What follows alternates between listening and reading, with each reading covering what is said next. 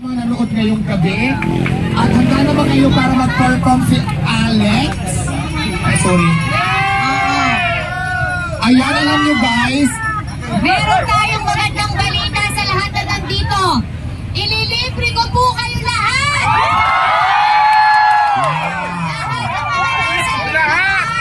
Magbibigay ko ako ng 50,000 kay 50,000!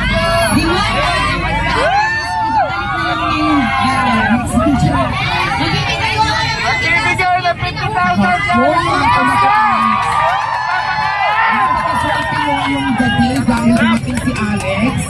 Nagkakaroon 50,000. Inaabotin ng 50,000 sa nakapila ay wala pong bayad. Yes!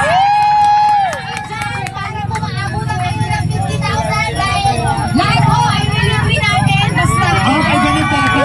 Okay, Alex, para maging malinaw sa kanila, ngayon, 150,000 yung babayaran ni Alex. Kahit alin dyan yung order nyo, pwede. So, sigurado tayo na umabot na ng 50,000. Mayroon po tayong staff na dito natin bibilangin para patunay na nagbayad kayo. So ito po, paano?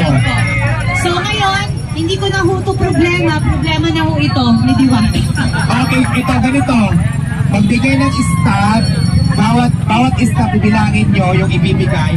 Pero yung pagbayad na po, I'm sorry ha, kasi bayad na kayo, yung wala kang bayad. Yung nakapila ngayon. Yan po ang goodness. Pipila po kayo. Walang bayad dahil si Miss Alex. Kasi si Miss Alex yung sabay nagbigay ng 50,000 pesos. Dahil libre na ako ngayon, sino mas maganda? Ako o si Diwata? Kanina ako, nung hindi pa nagbibigay ng 50,000, tapos ngayon baglang nag-ibang ihit ng hangin, Alex. Basta ang bahala, enjoy at sana lagi niyong suportahan ang katulad na Diwata na nagtatrabaho ng marangal. God bless you po, yun na to kayo dito. Ang chicharong bulaklak, baka ano pa, rumekta po sa mga batok, dahan-dahan lang po. God bless you all, thank you po. At gusto ko lang kayo pasalamatan si Miss Alex dahil nag-ipot pa sa pumunta dito at nalibre pa tayo ng 50,000 pesos. Kaya naman palakpakan naman natin si Alex. Maraming salamat. Okay, so ganito. Please like and subscribe. Ayan na, maliwanag po na nagbayad siya ng 50,000 sa akin ngayon. Para makasigurado tayo, ipapabilang natin sa cashier sa nagbibigay ng staff kung magkano na ang inabot. Kasi ito po ay play money. Okay. Hindi, itago mo na. Alright, sige, maraming salamat talaga sa iyo. Nakakasuha si Diwata. Advice mo sa kanila lahat. One.